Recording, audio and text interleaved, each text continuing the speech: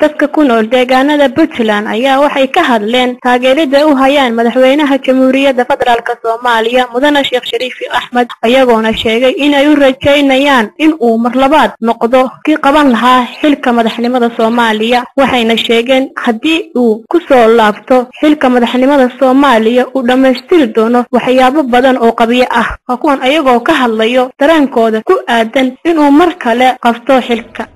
waxaan mareynaa haddeer in caasimadii ay dawladda maamusho wasaaradihii dib loo furay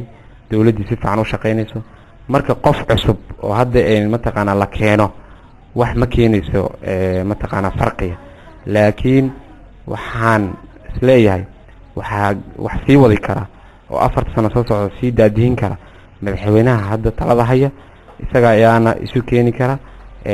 ummadda Soomaaliyeed isagaana ayaa sii wadi kara wax faa'iido ma keenayso qof cusub oo hadda la keeno oo ay mataqaana ummadda Soomaaliyeed intuu meesha la qabsanayo ama uu mataqaana uu dad cusub keenayo waxaasoo wax faa'iido anigu ma keenayso ma qabo faa'iido ma keenayso laakiin waxaan qabaa in madaxweynahan Sheekh Shariif in loo daayo oo uu dib ugu soo laabto si uu u ambaqaado heerka hadda ay marayso dawladda federaalka Soomaaliya dib magacayga Burhaan Rafiiq Aadan ku nool degmada Qardho gobolka Karkaar haday wadiisa su'aasha ayaa u malaynaysaa in ku guuleysanay madaxweynaha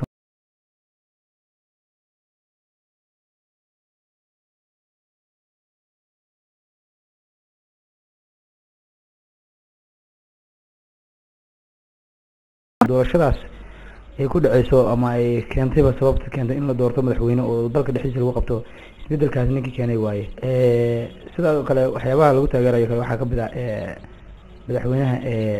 inta talada hayay isagii maamulkiisuba inta talada hayeen ammaanka ciidamada oo mushaharkooda helay ciidamo dhisan oo dalku yeeshay deegaano horle oo awal gacanta al-shabaab ku jiray oo gacanta ka baxay gacanta shabaab laga tifiyay oo gacanta dawladda soo galay haddana oo hadda ay kamid tahay gobolada dhexe gobolada koonfureed qaybtood gobolada dhexe qaybtood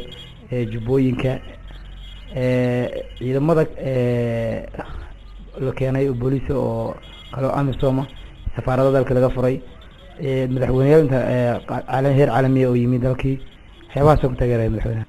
haddana waxa laga yaabaa haddii madaxweyne kale ama yimaado maamul cusub oo ay kala yimaadaan inuu isna wato qaabkiisa oo wato siyaasad antiisi oo kale ahayn oo dibdhac ku yimaado maamulka hagar la'aanta ay socday sidii ciidamadii oo kale horumarkoodii wasaaradaha wasaarad walba shaqay lahayd wasaarada cusub oo kale iyo dawlad cusub oo kale hadday timaado kale inay shaqadii shaqa aan ahayn ama niman aan sidii daacad u ahayn u furfuran oo kale inayn ahayn bismillaahi raxmaani raxiim